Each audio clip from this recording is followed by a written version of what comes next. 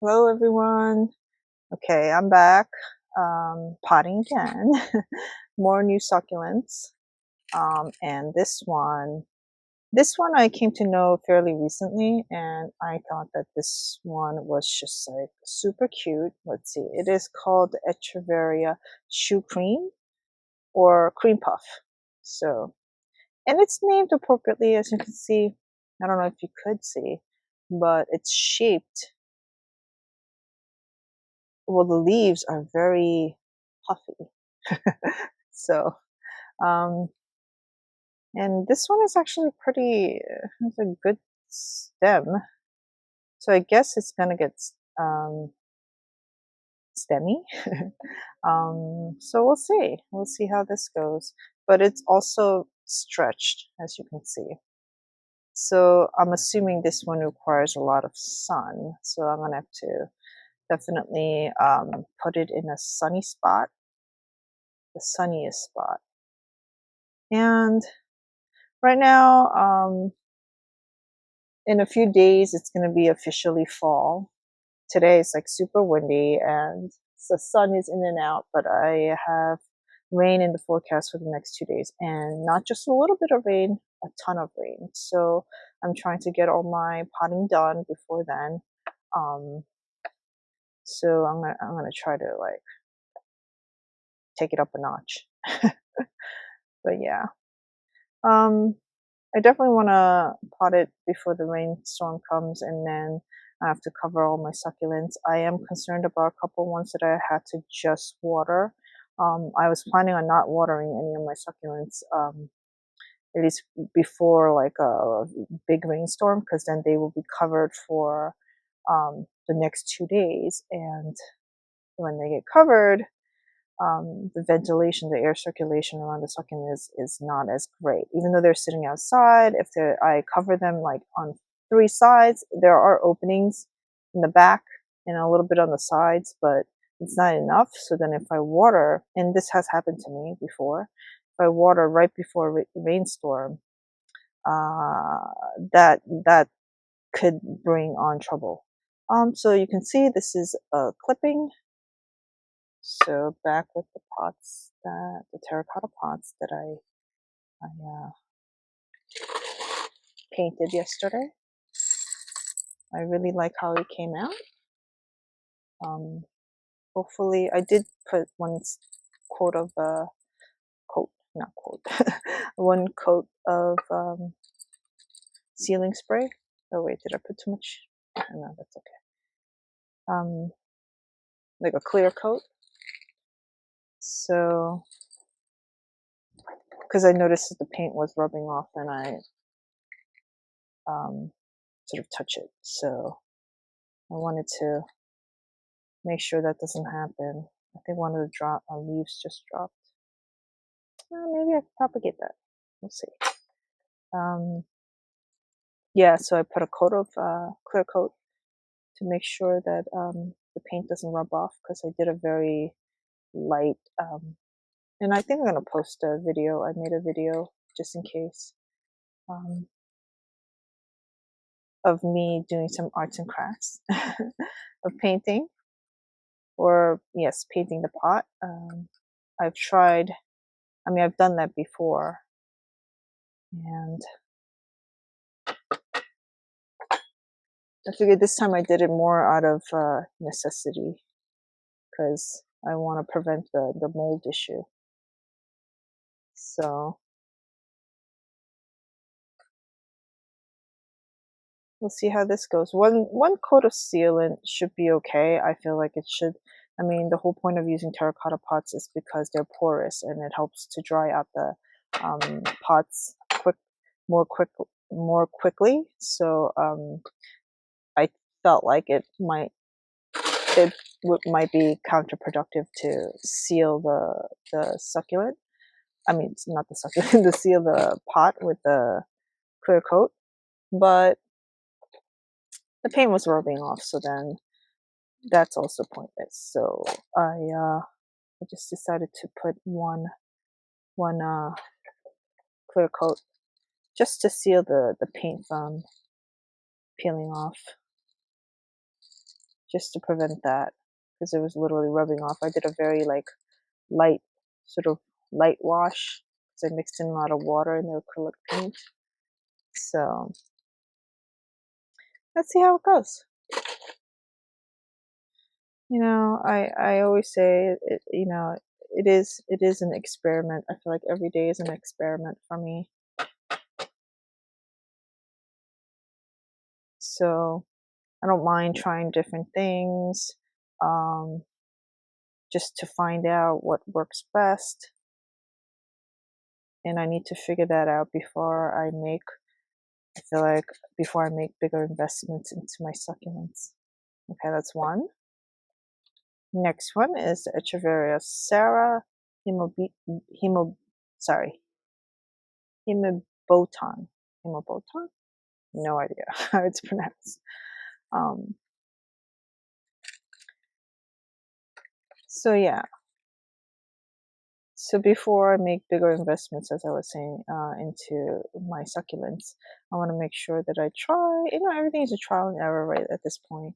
Now I want to make sure that I get it down packed. Ooh, there's a little offset coming out. I didn't see that earlier when I did the unboxing, but I had to do it quickly, so I must have missed it. But yeah, so my goal or my wish, I don't know how you guys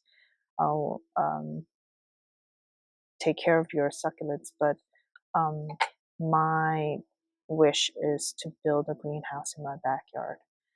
I know my husband will not like that, but that's what I want.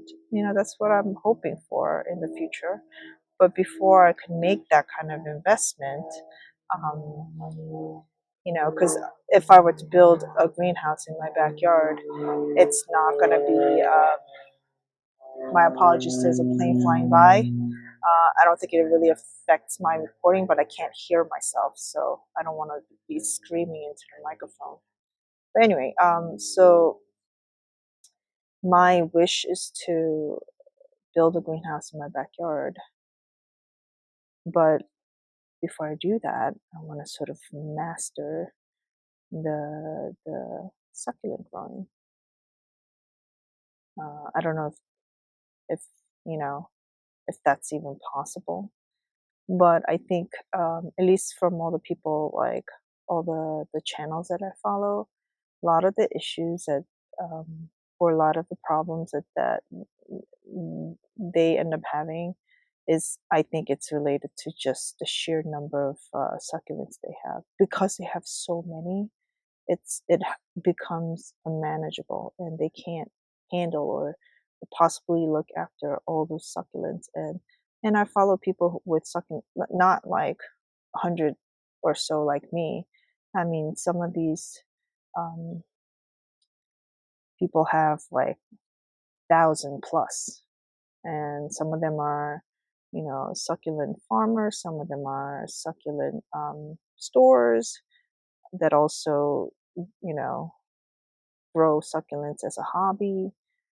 Some of them are those like manias that like rent um, shelves, or yeah, they rent tables at the keeping farm that I mentioned, which I think is like amazing. The idea of being able to rent tables at a huge greenhouse, I just thought that it was just amazing. I mean, it was a culture shock, of course, and then it jumped from, you know, being culture shock to, oh my gosh, I wish they had something like that here. But I can't imagine, like, as a, you know, if you were that business owner that owns a greenhouse, I don't know that how that would work.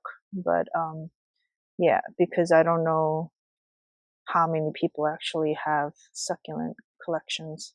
And I mean, I guess, you know, if you own a house like me, you could always grow them in your backyard, or you could grow them inside. I know some people prefer to grow them inside. I started growing them inside as well. It's just that um, I ran into a lot of difficulties. I mean, believe me, growing them outside is definitely not any easier either. Um, but I just needed to try it. I just needed to try and see if it works better. To be fair, I feel like I've done a good job over this, over the summer. I think I prefer to grow them outside, but as I mentioned, I will have to bring them inside eventually, when it gets too cold, because none of these are, cold hardy or frost hardy. So they will definitely have to go inside once the temperatures get very close to 30 degrees. Um, and it will get that cold here. It's gotten, in the dead of the winter, it will get as cold as like in the teens, but it'll feel like 0 degrees because it's just so, especially in like cold, windy days. So I will definitely have to bring them in.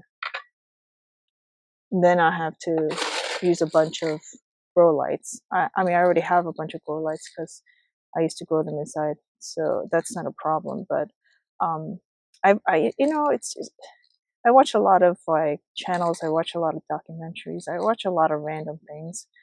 Um, and at one point, I don't know where I saw, but they talked about like the effects of people being exposed to grow lights, because grow lights are full spectrum lights or something like that. So it's probably not that healthy for us to be like standing under a grow light for long periods of time.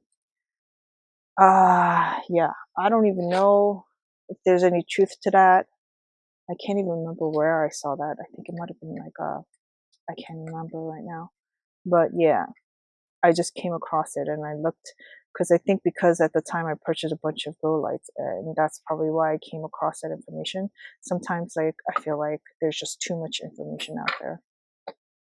So yeah, when I was looking at like grow lights, I came across that information. I kept digging in further and further into the information. But anyhow, yeah, I have a bunch of grow lights inside, so I will definitely use that in the winter. And I keep all my succulents in my little tiny office upstairs. Um, so, I mean, it sounds like I'd be sitting there with the grow lights shining down on me. So it's not really that big of a deal as far as I'm concerned. But back to the idea of like, the whole story of how I wish they had like, not warehouses, greenhouses that you can rent like tables from. Ooh, that would be nice. So then I don't have to build a greenhouse in my backyard. But anyhow, one day I would love to build a decent sized greenhouse in my backyard, get rid of my pergola that no one uses. But anyhow, so on the left is the Echeveria, let's see, Sara Himebotan, something like that, right? And this one was the Echeveria Choux Cream or Cream Puff. And I think that's it for today. Thanks for watching. Bye now.